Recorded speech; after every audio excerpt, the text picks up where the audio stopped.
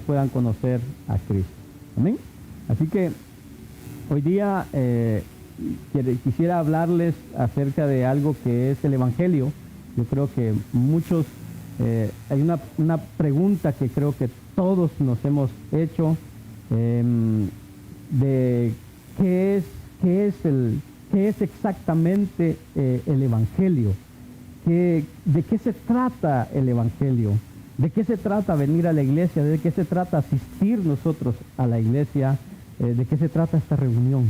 Y entonces, sin entrar tal vez en palabras así griegas o hebreas, complicadas, de qué significa el Evangelio o de dónde viene la palabra Evangelio, pues quiero así sencillamente aclarar esta pregunta: ¿qué es el Evangelio?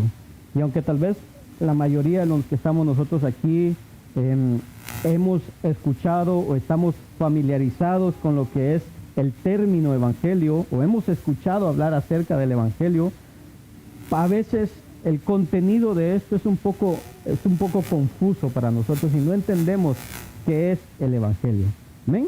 Así que si usted tiene su Biblia ahí, quiero que habla ahí en el libro de Primera de Corintios, en el Nuevo Testamento, Primera de Corintios, capítulo 15, versículo 1 al 4.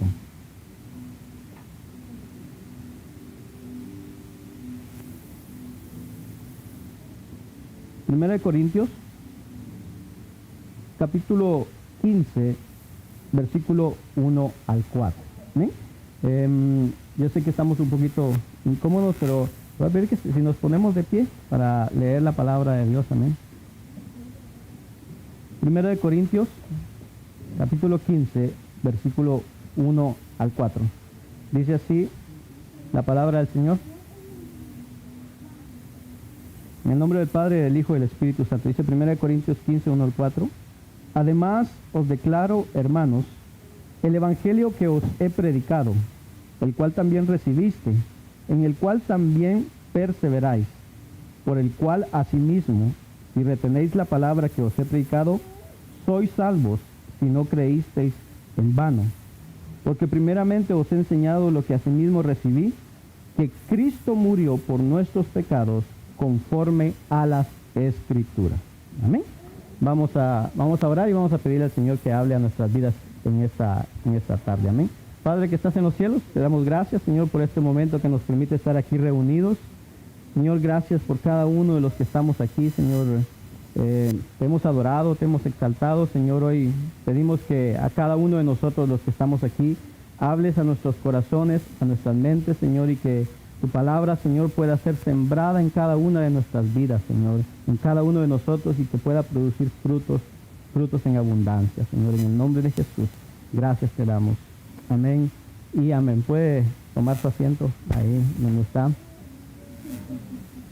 Y en la otra iglesia donde estábamos, yo tenía unas palabras que siempre decía, unas declaraciones que yo decía, para que entendamos que nosotros somos de bendición.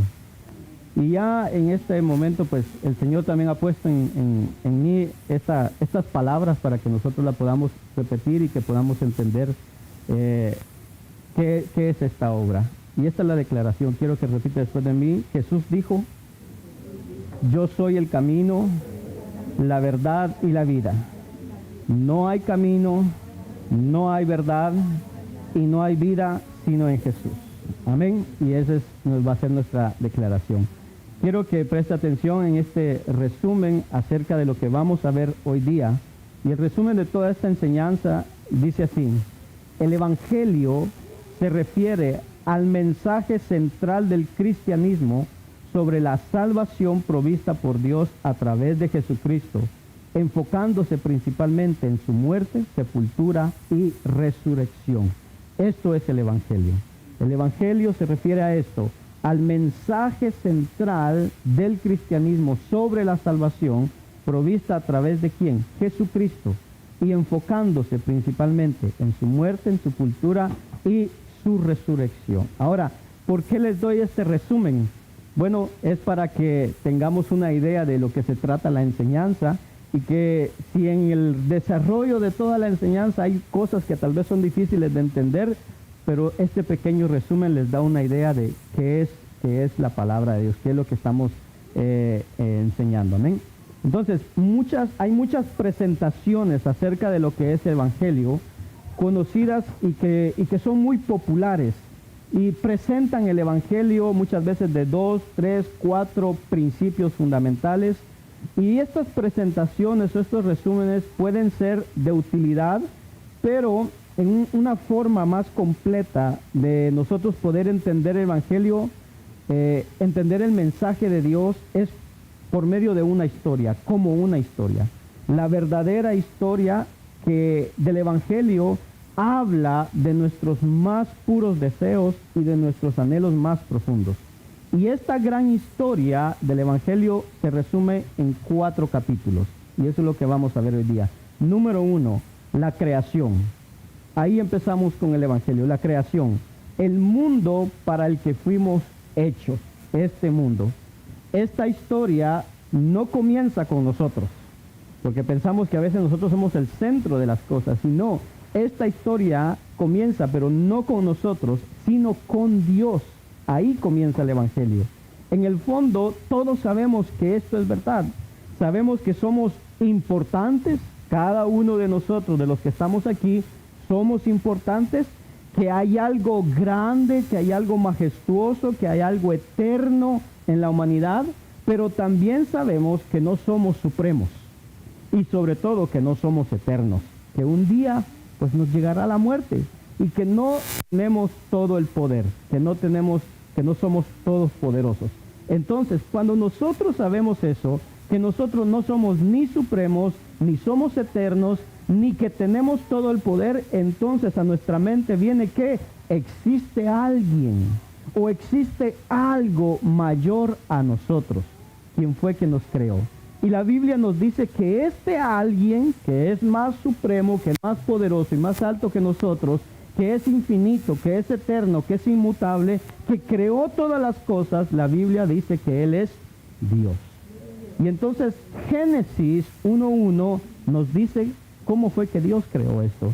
Y ustedes van a ver ahí, Génesis 1:1 dice: en el principio creó Dios los cielos y la tierra estaba desordenada y vacía, y las tinieblas estaban sobre la faz del abismo, y el Espíritu de Dios se movía sobre las aguas. Y dijo Dios: sea la luz, y fue la luz. Y vio Dios que la luz era buena, y separó Dios la luz de las tinieblas, y llamó Dios a la luz día, y a las tinieblas llamó noche. Y fue la tarde y la mañana un día. Luego dijo Dios: haya expansión en medio de las aguas, y separe las aguas de las aguas. E hizo Dios la expansión, y separó las aguas que estaban debajo de la expansión de las aguas que estaban sobre la expansión, y fue así. Y dice: y llamó Dios a la expansión cielos, y fue la tarde y la mañana el segundo día. Versículo 9, dijo también Dios: júntense las aguas que están debajo de los cielos en un lugar, y descúbrase lo seco. Y fue así. Y llamó Dios a lo seco tierra, y a la reunión de las aguas llamó mares. Y vio Dios que era bueno. Después dijo Dios: produzca la tierra hierba verde, hierba que dé semilla, árbol de fruto que dé fruto según su género, que su semilla esté en él sobre la tierra. Y fue así. Produjo pues la tierra hierba verde, hierba que da semilla según su naturaleza, y árbol que da frutos cuya semilla está en él según su género. Y vio Dios que era bueno, y fue la tarde y la mañana el tercer día. Dijo luego Dios: haya lumbreras en la expansión de los cielos para separar el día de la noche, y sirvan de señales para las estaciones, para días y años, y sean por lumbreras en la expansión de los cielos para alumbrar sobre la tierra. Y fue así. E hizo Dios las 2 grandes lumbreras, la lumbrera mayor para que señorease en el día, y la lumbrera menor para que señorease en la noche. Hizo también las estrellas, y las puso Dios en la expansión de los cielos para alumbrar sobre la tierra, y para señorear en el día y la noche, y para separar la luz de las tinieblas. Y vio Dios que era bueno, y fue la tarde y la mañana el cuarto día. Dijo Dios: produzcan las aguas seres vivientes y aves que vuelen sobre la tierra en la hierba, en la abierta expansión de los cielos. Y creó Dios los grandes monstruos marinos y todo ser viviente que se mueve, que las aguas produjeron según su género, y toda ave alada según su género. Y vio Dios que era bueno. Y Dios los bendijo, diciendo: fructificad y multiplicaos, llenad las aguas en los mares, y multiplíquense las aves en la tierra. Y fue la tarde y la mañana, el quinto día. Luego dijo Dios: produzca la tierra seres vivientes según su género, bestias y serpientes y animales de la tierra según su especie. Y fue así. E hizo Dios animales de la tierra según su género, y ganado según su género, y todo animal que se arrastra sobre la tierra según su especie, y vio Dios que era bueno. Entonces dijo Dios: hagamos al hombre a nuestra imagen, conforme a nuestra semejanza, y señoree en los peces del mar, en las aves de los cielos, en las bestias, en toda la tierra, en todo animal que se arrastra sobre la tierra. Y creó Dios al hombre a su imagen, y a imagen de Dios lo creó. Varón y hembra los creó, y los bendijo Dios, y les dijo: fructificad y multiplicaos, llenad la tierra y sojuzgadla, y señoread en los peces del mar, en las aves de los cielos, y en todas las bestias que se mueven sobre la tierra. Y dijo Dios: he aquí que os he dado toda planta que da semilla, que está sobre toda la tierra, y todo árbol en que hay fruto y que da semilla os serán para comer. Y a toda bestia de la tierra, y a todas las aves de los cielos, y a todo lo que se arrastra sobre la tierra, en que hay vida, toda planta verde será para comer. Y fue así. Y el último versículo dice: y vio Dios todo lo que había hecho, y he aquí que era bueno en gran manera, y fue la tarde y la mañana, el sexto día. Nos damos cuenta entonces de que ¿quién fue el que creó todas las cosas? Dios. Él empezó todo. O sea, no existe lo que es el Big Bang y de repente apareció todo. Y dijo un pastor, que eso me llamó la atención, la otra vez dijo un pastor: sí, Dios hizo el Big y Dios hizo el Bang. Entonces, de todos modos, fue Dios que hizo el Big Bang. Amén. Entonces, Dios fue el que hace todo, el que hizo todo de la nada. Ahora, este Dios que creó todo existe en tres personas. Existe en el Padre, en el Hijo y en el Espíritu Santo. Mateo 28:19 dice: por tanto, id y haced discípulos a todas las naciones, bautizándolos como en el nombre del Padre, y del Hijo, y del Espíritu Santo. Entonces, como este Dios que vimos en la creación es un ser en tres personas, un ser trino, este Dios, no fue movido a crear el mundo porque necesitaba algo. Dios no creó el mundo porque necesitaba una relación, o porque necesitaba adoración, o porque necesitaba gloria. Él no nos creó porque tal vez, se sentía solito, entonces voy a crear a alguien para tener compañía. O porque Él estaba aburrido y dijo: bueno, estoy aburrido en todo el universo, voy a crear a alguien. No, Él creó todo como una abundancia de su perfección, de lo perfecto que Él es. Él creó todo como una abundancia de su propio amor, de su propia bondad y de su gloria.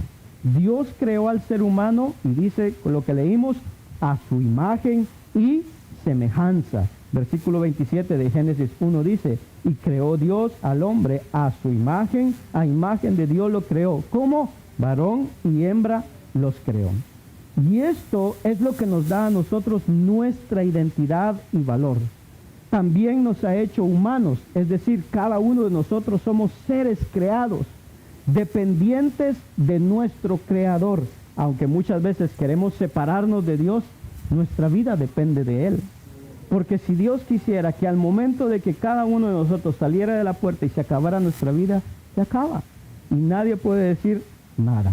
Simplemente nosotros dependemos de nuestro Creador. Cada uno de nosotros fuimos hechos, ¿para qué? Para adorarle, para disfrutar de Él, para amarle y para servirle. A Él solamente, no a nosotros mismos. Ahora, ¿qué es lo que pasó en todo esto? En esta creación original, que todo era bueno, que todo era perfecto, que Dios lo creó en armonía, que Dios lo creó en una perfección. El mundo que existía estaba en perfecta paz, en perfecta estabilidad, en armonía, en plenitud. No había mal, no había enfermedad, no había muerte. Pero entonces, ¿qué pasó? Punto número 2, viene la caída. Lo que es la corrupción de todo lo que existe. Dios nos creó para adorarle, para disfrutarle, para amarle y para servirle. Pero ¿qué fue lo que pasó? Que en lugar de que nosotros pudiéramos vivir bajo la autoridad de Dios, la humanidad entonces le dio la espalda a Dios y se rebeló en contra de él. Una rebelación pecaminosa. Como humanidad decidimos darle la espalda a Dios y no querer nada de él. Ahora, algunos podrán decir, sí, pero yo no estaba en el jardín del Edén cuando sucedió eso. Yo no estaba al principio, ni siquiera había nacido. Entonces, ¿por qué yo soy culpable de eso? Ahora, yo les hago la pregunta, bueno, ¿y cómo nos hemos comportado desde que nacimos? ¿Cómo nos hemos comportado desde el momento que tenemos razonamiento? ¿Cómo hemos actuado desde el momento que sabemos lo que es bueno y lo que es malo? ¿Cuántas cosas malas hemos hecho? ¿Cuántas veces hemos hecho mal a alguien? Nos hemos vengado de alguien, hemos hablado mal de alguien. ¿Cuántas veces alguien que es un ser creado a la imagen de Dios le hemos hecho daño? A veces con nuestras palabras, nuestras acciones, nuestros gestos, cualquier cosa le hemos hecho mal. Entonces, hemos pecado en contra de Dios. Mire lo que nos dice Génesis 3, 1 al 7. Dice, pero la serpiente era astuta, más que todos los animales del campo que Jehová Dios había hecho, la cual dijo a la mujer, ¿con que Dios os ha dicho, no comáis de todo árbol del huerto? Y la mujer respondió a la serpiente, del fruto de los árboles del huerto podemos comer, pero del fruto del árbol que está en medio del huerto, dijo Dios, no comeréis de él ni le tocaréis para que no muráis. Entonces la serpiente dijo a la mujer, no moriréis, sino que sabe Dios que el día que comáis de él, serán abiertos vuestros ojos y seréis como Dios, sabiendo el bien y el mal. Y vio la mujer que el árbol era bueno para comer y que era agradable a los ojos, y el árbol codiciable para alcanzar sabiduría, y tomó de su fruto y comió, y dio también a su marido, el cual comió así como ella. Entonces fueron abiertos los ojos de ambos y conocieron que estaban desnudos. Entonces cosieron hojas de higuera y se hicieron delantales.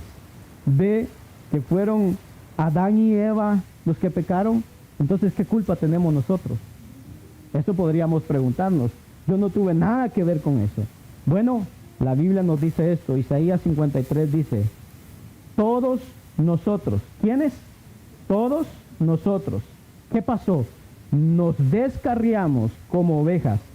Cada cual, cada uno de los que estamos aquí. Todos nosotros, de los que estamos aquí. Pequeños y grandes. Cada cual, dice, se apartó de su camino. Se apartó del camino de Dios. Mas, ¿qué pasó? Jehová, dice, cargó en él el pecado de todos nosotros. Nuestra infidelidad puso al mundo entero en la oscuridad y en el caos del pecado. Ahora, aunque en este tiempo todavía quedan algunos rastros de bondad, la integridad y la armonía de la creación original que Dios había hecho se hizo en pedazos. Se deshizo completamente. Y como resultado, todo ser humano que nace es pecador por naturaleza y por elección propia. Mire lo que nos dice Efesios capítulo 2, versículo 1 y 3. Nos dice, y Él nos dio vida, Él les dio vida a vosotros, a cada uno de nosotros, cuando estabais muertos en vuestros delitos y pecados, en los cuales anduvisteis en otro tiempo, siguiendo la corriente de este mundo, conforme al príncipe de la potestad del aire, el espíritu que ahora opera en los hijos de desobediencia, entre los cuales también todos nosotros vivimos en otro tiempo en los deseos de nuestra carne, haciendo la voluntad de la carne y de los pensamientos, y éramos por naturaleza hijos de ira, lo mismo que los demás. Eso somos nosotros, o eso éramos nosotros, cuando no tenemos a Dios en nuestras vidas. Generalmente, muchas veces, nosotros nos justificamos de nuestro pecado. Nosotros nos justificamos delante de las personas y aún delante de Dios y le decimos, Señor, no somos tan malos. Hay otros que son más malos que nosotros. Después de todo, siempre va a haber alguien peor que nosotros. Siempre va a haber alguien más pecador que nosotros. Algunos pueden decir, oiga, pero yo no he asesinado a nadie. Yo no he asesinado a alguien. Pero esta actuación o esta evasión que nosotros hacemos, nada más muestra nuestra visión tan baja y tan superficial del pecado, que nosotros tenemos del pecado. El pecado no es fundamentalmente una acción. El pecado es una predisposición, ya está en nosotros. Es una inclinación. El pecado es la oposición de nuestro corazón hacia Dios. El pecado se manifiesta, oiga bien, el pecado se manifiesta en nuestro orgullo. El pecado se manifiesta en nuestro egoísmo. El pecado se manifiesta en nuestra independencia de Dios, cuando no queremos saber nada de Dios. El pecado se manifiesta en nuestra falta de amor por Dios y por otros. No he matado a alguien, pero he mentido. ¿Alguien ha mentido aquí? ¿No? No, pero es que yo le ayudo a personas. Sí, pero al mismo tiempo que ayudamos a personas, estamos muchas veces hablando mal de otras personas.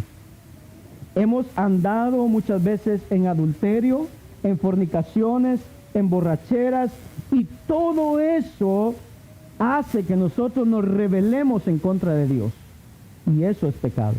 A veces el pecado se manifiesta de maneras evidentes y externas que lo vemos, que es pecado, pero otras veces el pecado está de una manera interna, oculta, donde nadie nos ve, en nuestro privado.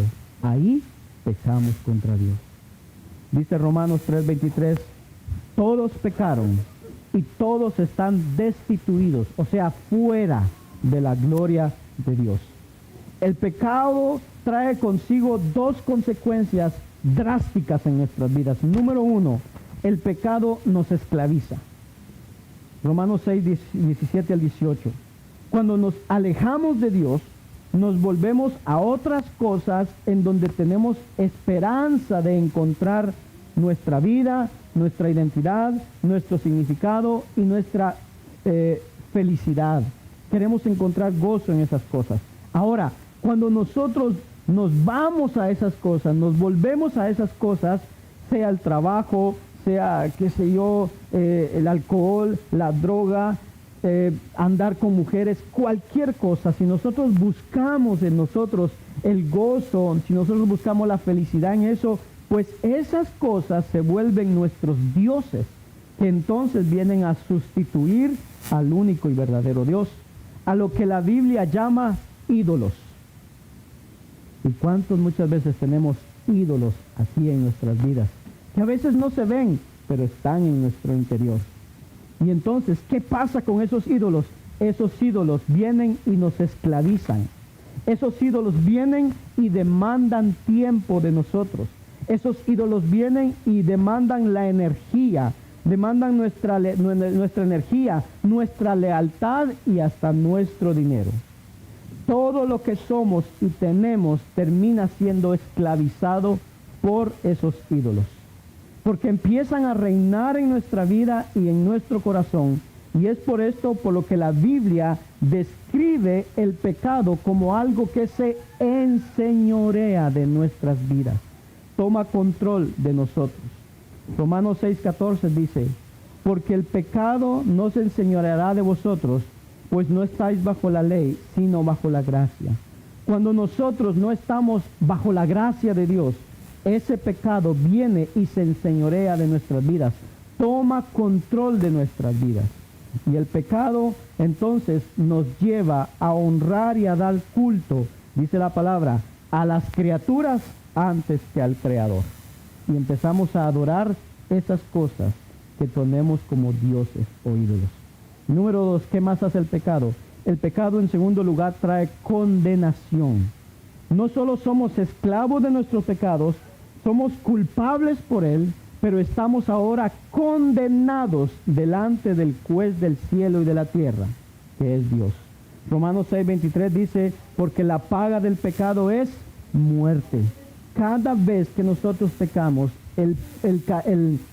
la paga o el salario o lo que nosotros merecemos es muerte, porque estamos bajo una pena de muerte por nuestra traición hacia la santidad de Dios, hacia la justicia de Dios. Y entonces la justa ira de Dios por nuestros pecados está delante de nosotros y nosotros merecemos ser castigados. Mire lo que nos dice en el libro de Nahum, capítulo 1, versículo 2, dice, Jehová es Dios celoso y vengador. Jehová es vengador y lleno de indignación. Se venga de sus adversarios y guarda enojo para sus enemigos. Dice otra parte en la Biblia, dice que aquel que es amigo del mundo se constituye enemigo de Dios. Cada vez que yo abrazo las cosas del mundo, entonces me constituyo, me vuelvo un enemigo de Dios. ¿Y qué hace Dios con sus enemigos?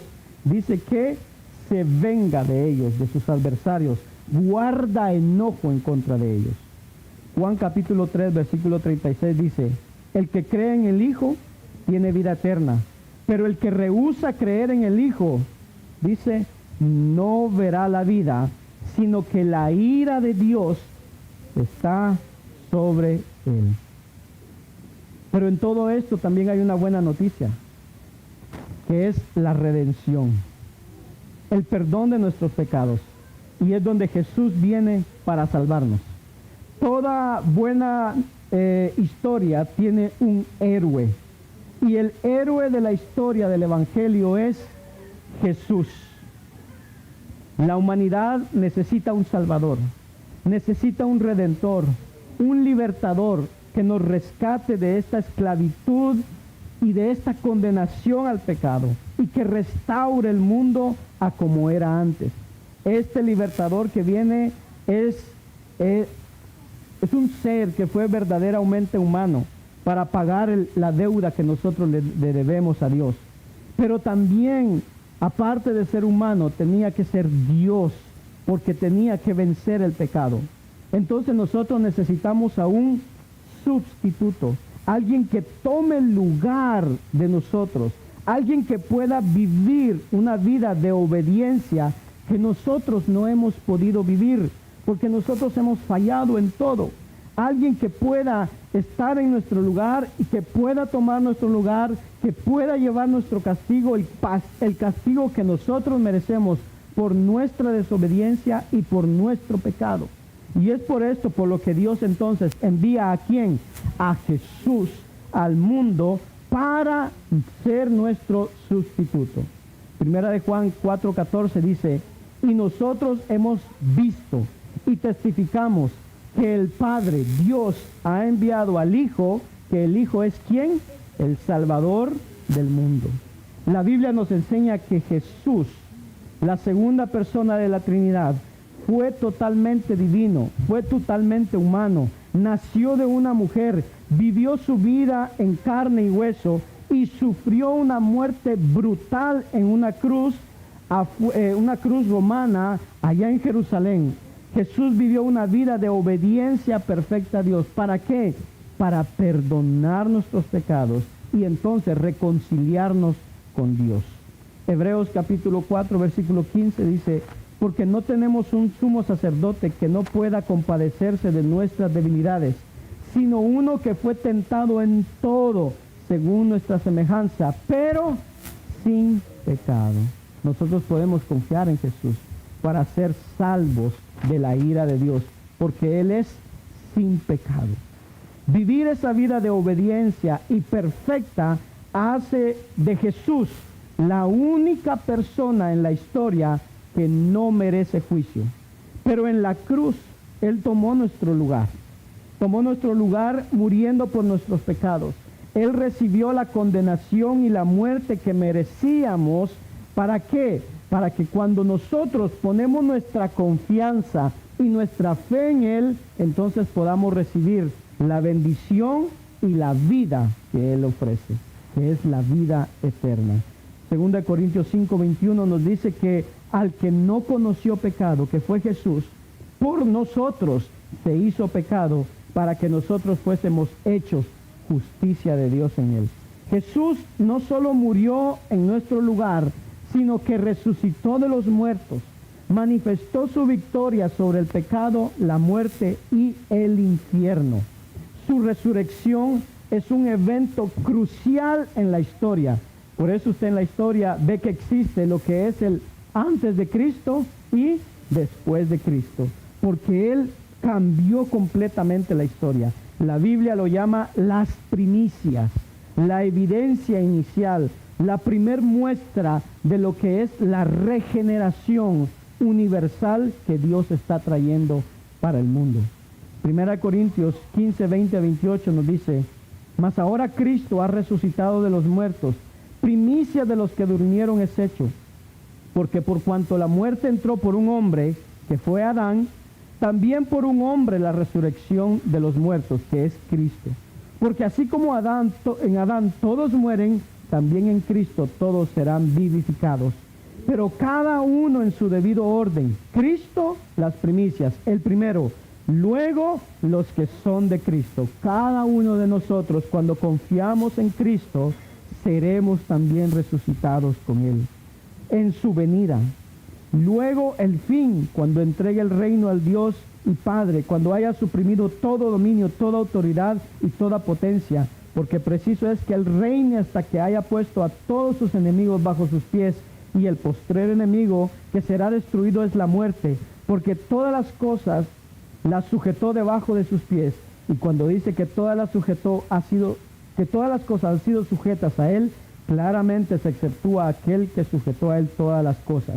Pero luego que todas las cosas le estén sujetas, entonces también el Hijo mismo se sujetará al que le sujetó a Él todas las cosas, para que Dios sea todo en todos y esté sobre todo. Una de las más grandes promesas que la Biblia tiene para nosotros está en Apocalipsis capítulo 21, versículo 5, cuando dice: he aquí, yo hago nuevas todas las cosas. Todo lo que se perdió en el momento que el hombre pecó allá en el jardín del Edén, todo lo que se perdió, todo lo que fue roto, todo lo que se corrompió en la caída, será en última instancia restaurado, vuelto a lo original. La redención no significa meramente la salvación de individuos. La redención también significa la restauración de la creación entera a como era al principio. Punto número 4. Ahora que nosotros hemos recibido a Cristo en nuestras vidas, ahora somos nuevas criaturas. La historia continúa. Pero entonces surge la pregunta: ¿cómo nosotros formamos parte de esta historia? ¿Cómo experimentamos la salvación personal de Dios y cómo llegamos a ser representantes de su redención en el mundo? ¿Cómo podemos nosotros ayudar o cómo nosotros podemos predicarle a otros para que sean salvos? Bueno, esto es por fe y confianza en Dios. Efesios capítulo 2, versículo 8 y 9 dice: porque por gracia sois salvos, por medio de la fe, y esto no de vosotros, pues es un don de Dios, no por obras, para que nadie se gloríe. No podemos hacer nada para ser salvos. Por más que nos portemos lo mejor posible, por más que este año, el primer día del año, el primero de enero, le hubiéramos dicho a Dios: Señor, te prometo que este año me voy a portar bien, y empezamos a hacer resoluciones y promesas y todo. Aquí dice que no es por obras para que nadie se gloríe. Es solo por la gracia de Dios que somos salvos. ¿Qué significa esto? Que es solo por fe. Y creo que a veces es un poco difícil de entender esta parte, que sea solo por fe. Bueno, le pongo un ejemplo así para que lo entendamos. Creo que todos nosotros nos hemos subido a un taxi o a un Uber, ¿sí? Hemos tomado un taxi o un Uber, o los que tenemos carro, los que manejamos. Bueno, cuando nosotros entramos al taxi, al Uber, o cuando nosotros entramos a nuestro carro, nosotros tenemos la confianza de que cuando le decimos al taxista que tenga esta dirección y me lleve allá, nosotros depositamos la confianza en ese taxista. ¿De qué? nos va a llevar a nuestro destino. Cuando también confiamos en el médico, cuando estamos de acuerdo con el diagnóstico que nos dio, y entonces estamos de acuerdo con el médico y nos encomendamos a su cuidado, a las medicinas que nos ha dado. De la misma manera, cuando confiamos en Cristo Jesús, cuando reconocemos nuestro pecado, cuando recibimos su perdón lleno de gracia y cuando descansamos plenamente en Él para que Dios nos acepte, la fe es eso, es entrar en el taxi y creer que el taxi me va a llevar al destino. La fe es entrar a mi carro, encender el motor y sé que me va a llevar al destino. La fe es creer en el médico que la medicina que me dio me va a hacer bien a mi cuerpo. Esa es la fe. Es un compromiso apacible de darse uno mismo incondicionalmente a Jesús. Yo deposito mi fe en Jesús y yo sé que Él me llevará a mi destino, que es la vida eterna, la gloria futura. Amén. Salmo 31, 14, 15 dice: mas yo en ti confío, oh Jehová. Digo, tú eres mi Dios. En tu mano están mis tiempos. Líbrame de la mano de mis enemigos y de mis perseguidores.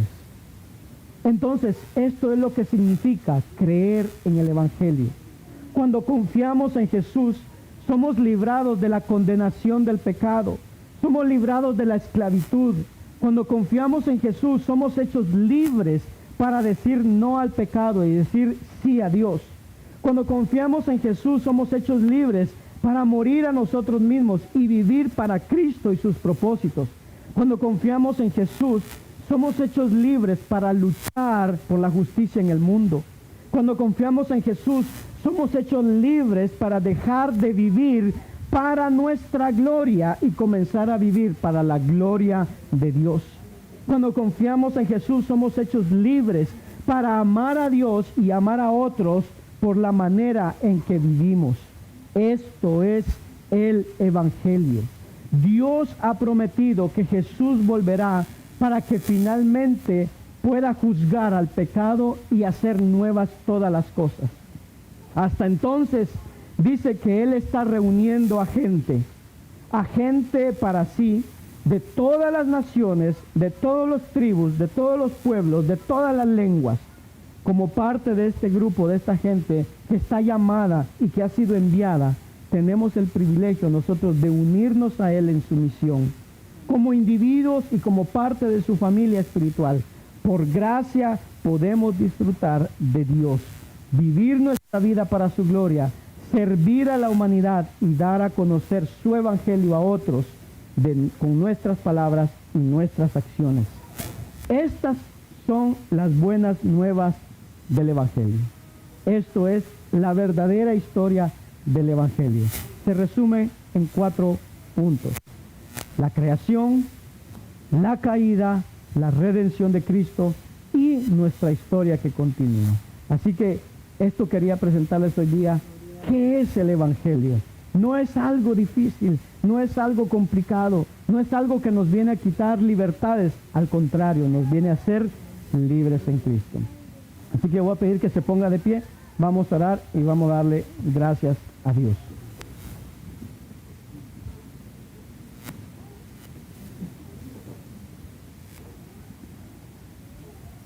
Amén. Padre que estás en los cielos, te damos gracias, Señor, por este momento que nos has permitido de estar aquí reunidos. Gracias, mi Dios del cielo, porque, Señor, eres tú el que hace la obra en todas las cosas, Señor. Gracias, mi Dios del cielo, porque, Señor, a pesar de que el primer hombre, Señor, la primera mujer que tú creaste, pecaron, cayeron, y por esto, Señor, todos los que vinieron después fueron condenados, Señor.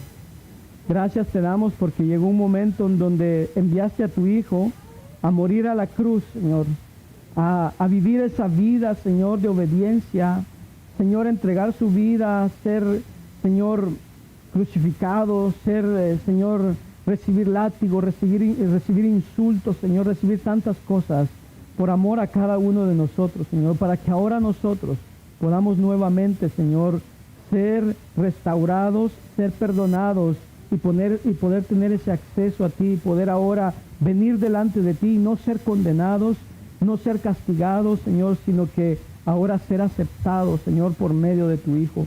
Gracias, mi Dios del cielo, en el nombre de Jesús te damos, porque eres un Dios bueno, un Dios grande, Señor. Gracias por ese sacrificio, Señor, incomparable, Señor, ese sacrificio que tú hiciste por nosotros, que aunque no lo merecíamos, Señor, aunque somos indignos, Señor, de recibir eso, en tu amor y en tu gracia, tú nos lo das, Señor, y nos permites, Señor, Padre, obtener el perdón. Gracias, mi Dios del cielo, en el nombre de Jesús. Gracias, Señor. Amén y amén. Solo quiero hacer este llamado, no sé si hay alguien que no conozca a Cristo o que tal vez quisiera reconciliarse hoy día, decir, bueno, yo ahora entiendo el Evangelio, sé que es algo que Dios permitió que su Hijo viniera para que yo pueda ser salvo. Si hay alguien que quisiera reconciliarse con Dios y decirle, Señor, pues yo no entendía el Evangelio, pero ahora lo entiendo. Y alguien quisiera reconciliarse o quisiera aceptar y decirle, bueno, yo ahora quiero acercarme a ti, Señor, y ahora quiero verdaderamente entender cuáles son tus propósitos para mi vida. ¿Amén? ¿Si hay alguien? ¿No? ¿Estamos bien? Oramos. ¿Amén? Damos gracias, Señor Padre. Gracias. Gracias por esta reunión que hemos tenido. Gracias, Señor, por cada uno de los que estamos aquí presentes, Señor. Pido que tú bendigas a cada una de las vidas que está aquí presente, Señor, desde el más pequeño hasta el más grande. Que tú los bendigas, Señor, bendiga sus hogares, Señor, sus familias, Señor, en el nombre de Jesús.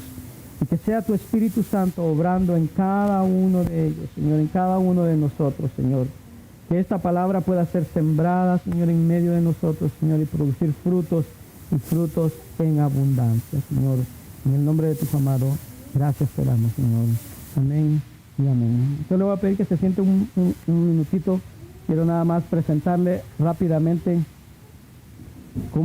qué es lo que Dios ha puesto en nuestros corazones para esta obra. Orando al Señor, pues desde hace un tiempo Dios había puesto esto en nuestros corazones y también el nombre que nosotros queríamos darle a lo que es esta obra, y es camino, verdad y vida. Por eso les decía que solo en Jesús está el camino, solo en Jesús está la vida, porque fuera de Él no hay nada, y solo Jesús es la verdad.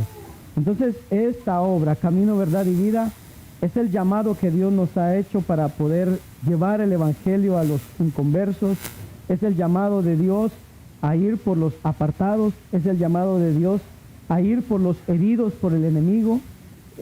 También es un llamado de Dios a volver a lo que es la palabra de Dios como el fundamento, y volver a la cruz de Cristo.